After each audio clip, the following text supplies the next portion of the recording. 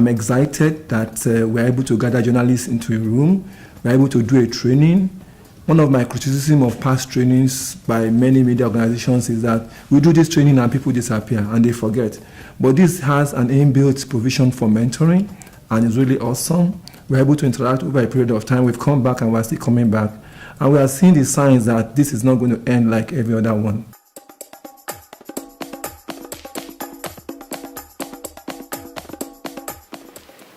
Why are we doing this? Basically, it is because the media has a role in society and around the world, because it's not just a Nigerian issue. If you look at the statistics, you find that female in most organizations, whether media organizations or not, they get into organizations, they are more than the male at entry level. Mid-level, you can still see them there, and that is what our survey also says. But somehow, before they get to that C room, something happens, and somehow they do not get to that place. So our intention is to address that, but also to address how the media writes stories, how it writes the story to reflect society.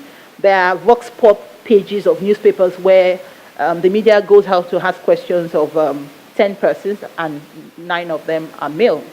And we wonder why perhaps there's no female that has an idea on the issue, but what we see is that the media is not intentional to know that we have to have a room that has the male and also has the female participating equally based on their capacity and their competencies, what they bring to the table, and we do have them. So we hope to, yes, touch on leadership, but also touch on shaping the narratives around gender issues.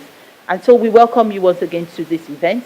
We hope that you enjoy all of it, and we hope that in your own various corners, whether male or female, you actually begin to wear that lens of appreciating humanity as it is, whether male or female. The program has meant a lot to me. It has boosted my leadership role, especially in my newsroom. I never knew I could take up some leadership roles until now. And right now I'm training somebody on IT. I mean, that's amazing for me. I never knew I could do that, thanks to this program. It's really been spectacular, meeting new people, getting to share their experiences, meeting the mentors, and they've contributed in no small measure to help, to helping and boosting better understanding of the career and making more meaning out of it. Even while you're sitting, you're communicating. You might not know you're communicating, but you are. So it has made me to be more conscious of myself as a reporter. I don't just say anything anyhow. I don't do things anyhow. I don't go to events and act probably the way I used to act before I came for the training. So it has really opened me up.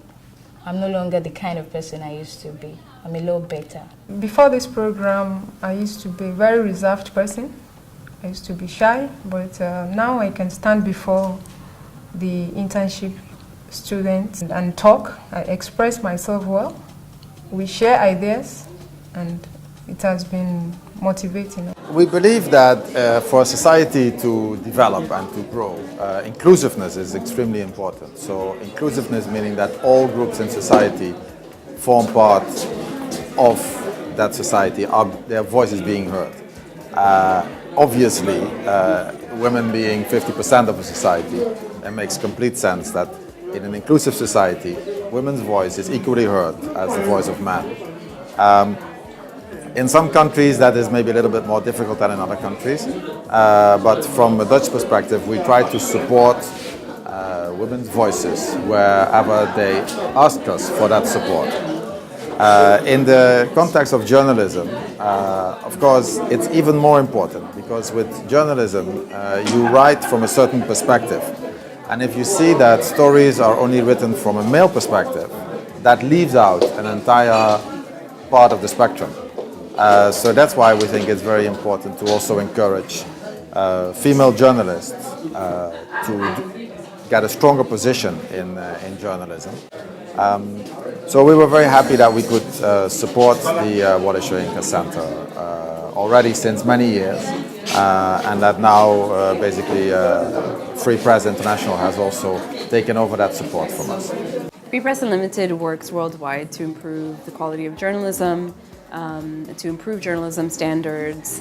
And one of the areas that we focus on is gender.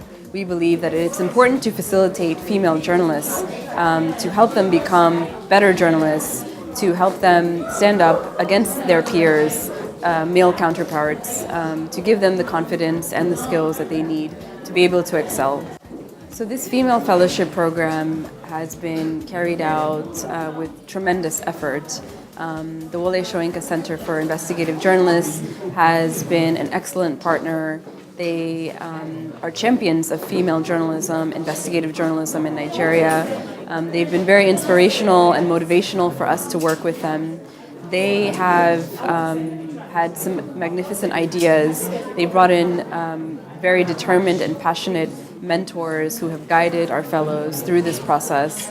And without their team, we would not have been able to be successful. It's important one for the female journalist herself to understand that she has a role to play in the society in changing the gender stereotype. There has been a lot of poor portrayal of women in the media, and that has affected women in decision making, women capacity to be able to contribute to the society effectively. There's a particular way women are being viewed. Women are being stereotyped most times. But when I went back, I've been able to talk to a few of them, especially those of us who are females as well. From my own knowledge, from the knowledge I've gained from the workshop and the training so far, I've been able to talk to them on how to use their gender lenses whenever they're doing their reports. To change mindset of people is not something that you can do in a day or in 3 months. But for the fact that somebody wakes up and realizes that, you know what, I can do this, I need to change this, that's a big deal. When I got accepted for the Wole Soyinka Female Reporters Leadership Training, I was at the point when I just left a full-time job in journalism. I wanted to pursue a freelance career, but I was not sure. I was scared, and a lot of people kept asking, are you sure you want to go alone? And I was skeptical. But when I attended the program and the mentors I had access to, the network of other journalists, what they are doing, I feel inspired and I feel strengthened in my decision that this is the right thing for me to do. And I was empowered in the process. We're not just told the usual thing that you just learn and then you go home. We're given a task. At that time, I even attended about 3 trainings, but I know this was the first one I had to share with my colleagues because there's a time slot for me and I must make sure that I meet the deadline. So I started early. And that had really been very, very helpful. It's been a fascinating time because I've learned to hone my art. I've met people like a lady we call Olokba who covers crime.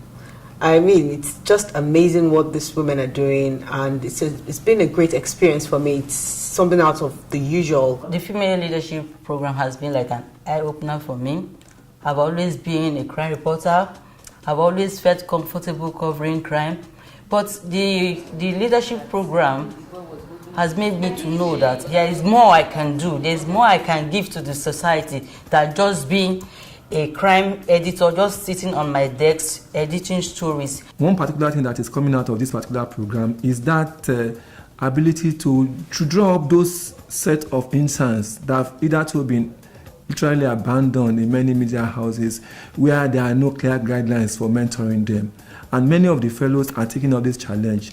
And we begin to see signs that this is going to be really groundbreaking, and this is going to be a model for ensuring that henceforth interns are taken proper care of, and there's somebody there willing to give them a helping hand. We see a lot of them come in and out every now and then, every single time, for their internship program in various offices, and most times they are not engaged. They let them, they loaf around. At the end of the day, they go to their various schools with little or nothing. So when Wole Soyinka leadership program came on, I decided that it was time I took up the role of mentoring them, and that has been it. It's been 3 weeks now, and it's been awesome. Learning things from these young people. This training just made me to go back and say, ladies, there are things we need to do to make ourselves better. And it's been awesome for me. It has pushed out that thing in me that you can give to the society, you can give to women around you, you can make them better. And the response so far, they are awesome. Right from the day I started this program, I have built more confidence in myself. I've impacted more gender sensitivity in my reportage. And by doing that, I've even impacted more knowledge on my colleagues at the work front. If we have a new generation of media execs that are coming out that don't know how to tell stories, why they should tell stories, how to use the gender lens, be interested in what they're doing, look at it from a professional point of view and say, oh yes, you know what, I can see myself building a career here, then we're in trouble. Who tells our stories? Aside telling the story, what happened, reporting what has happened, and just leaving it there, we need to take the story forward by going back in form of solution journalism to bring back peace, bring about peace and reconciliation to that particular society or individual we've reported about, not to just report a story and let it die there. Nobody is making efforts to bring peace to the society, but with this, it has made me believe that we as journalists can do our own bit in bringing peace to the society. Arise, O compatriots, Nigeria's call obey, to serve our father's land with love and strength and faith. The labor of our heroes past shall never be in vain, to serve with heart and mind, one nation bound in freedom,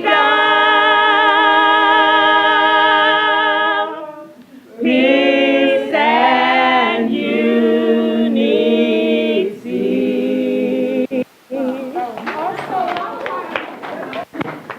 It's interesting that when we started the Report Women project, which we have inched this project on, it was the Netherlands Embassy in 2014 that supported us. And Michelle is here because you're part of that story.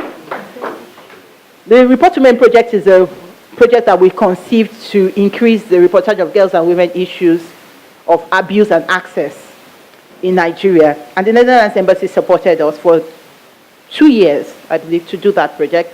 It's interesting that it's another Dutch organization, Free Press Unlimited, that took it up from where they stopped. Thank you very much for believing in us, Netherlands Embassy. They've been our partner now for about a decade, always supporting us. And we believe in Wole Soyinka Center that support is beyond funds. Support is believing in what you're doing, believing in the vision, caring that that vision survives and living that life. And for us, that is why we keep calling in the Netherlands Embassy, whatever we're doing, because we believe that we have the same vision. So we thank you very much for supporting us. The second runner-up goes to Bome Yekene.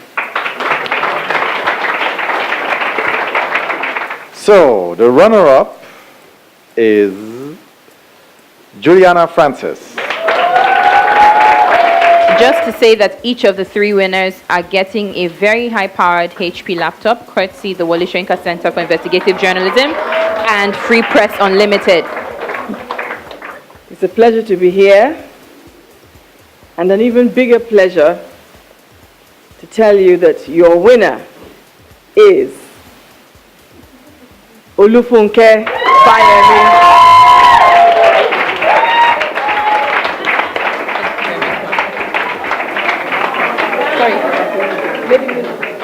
Well, success is something fantastic. It makes you happy. It brings out the joy in you.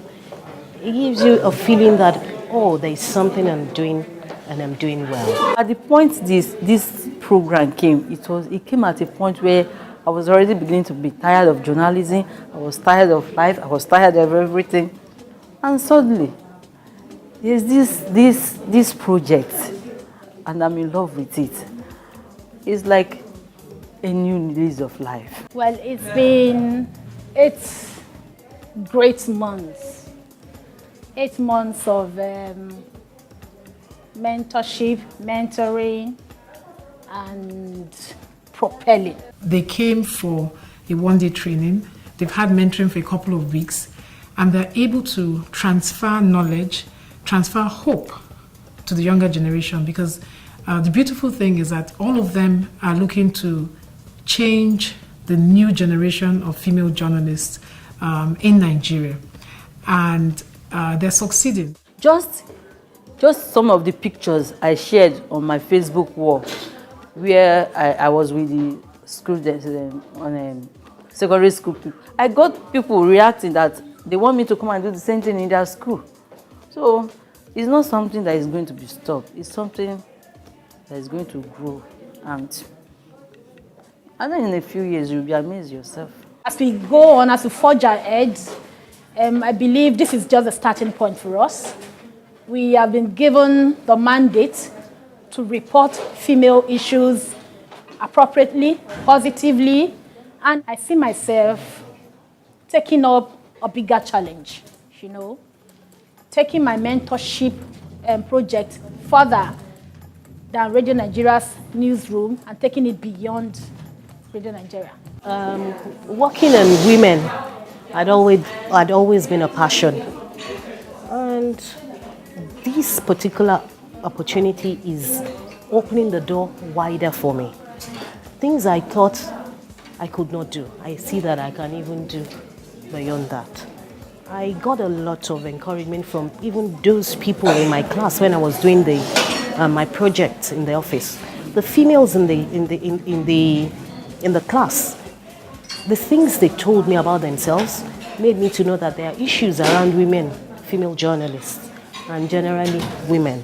And to change these narratives is we women that will change it. So I see it as blossoming into something bigger.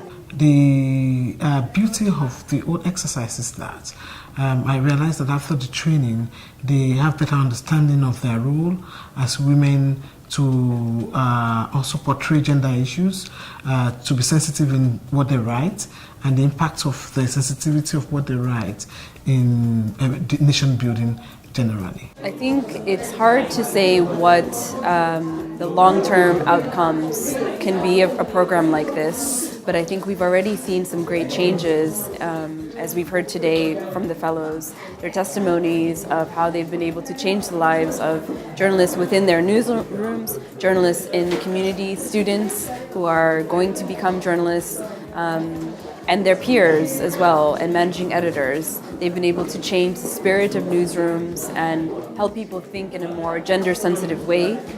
They've been able to improve gender reporting in their work, but also inspired other journalists to take better care when they report on and about women.